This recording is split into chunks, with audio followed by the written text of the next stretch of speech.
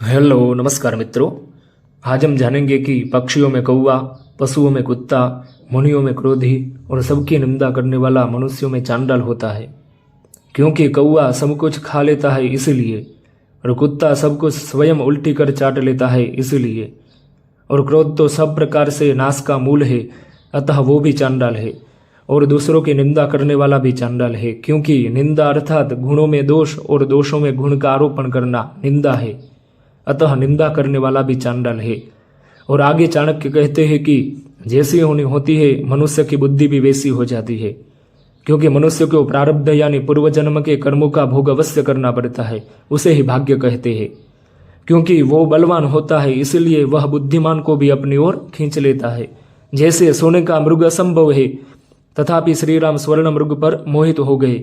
प्रायः विपत्ति काल आने पर मनुष्य की मेधा भी विपरीत हो जाती है, और सभी के सो जाने के बाद भी काल जागता रहता है, क्योंकि काल बड़ा ही बलवान है, अतः काल को कोई लांघ नहीं सकता। पर काल को विकलयन करने वाले सर्वेश्वर ही है।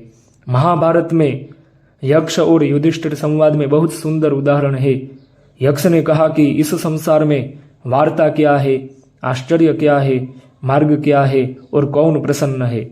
इन चारों प्रश्नों के उत्तर देकर ही जल पियो। यानी युधिष्ठिर ने उत्तर दिया कि पहला प्रश्न कि इस संसार में वार्ता क्या है। इस महामोह रूपी संसार में काल समस्त प्राणियों को मांस और ऋतु रूपी कड़ाही से उलट पुलट कर सूर्य रूपी अग्नि और रात्रि दिन रूपी ईंधन से पका रहा है, यही वार्ता है।